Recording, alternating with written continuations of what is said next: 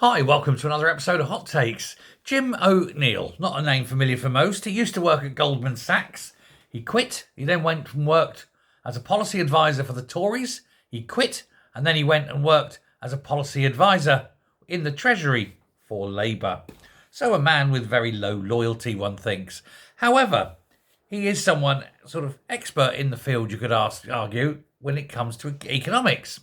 Unlike, of course, the Chancellor, who lied.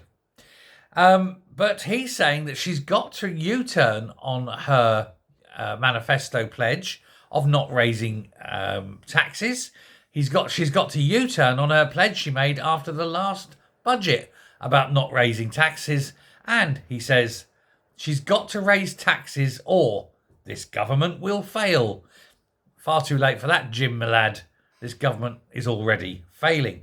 But he says unless there are major tax rises, then no policy can go through. They just simply won't have the money, and the entire government will crash because they won't be able to push through anything.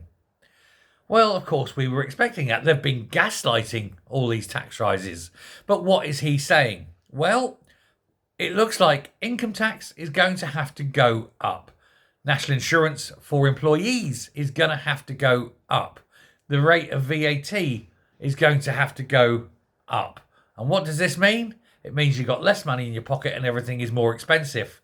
Welcome to the future of Britain, a land of misery and poverty, until, of course, they run out of even that amount of money, which they will quite quickly, because after all, this is the Labour Party.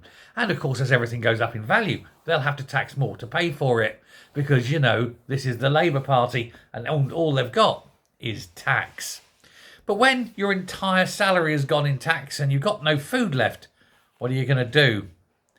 Hey, don't worry though, there won't be an economy, so it won't matter. Everyone will be unemployed, no one will have a job, and the whole shit show will sink.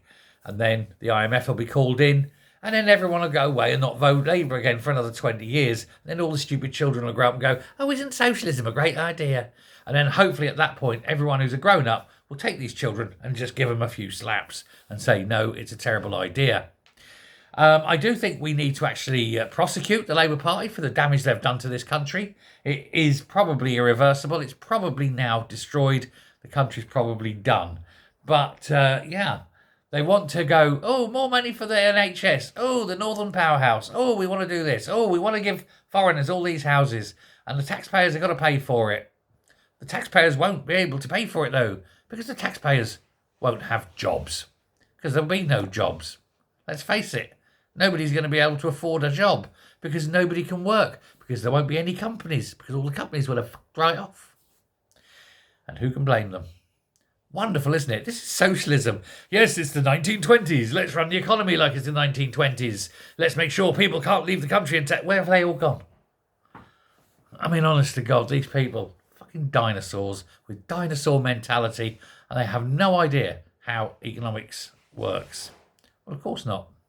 So, if you've got anything, make sure you keep both hands on it. Otherwise, they'll come knocking at your door and taking it.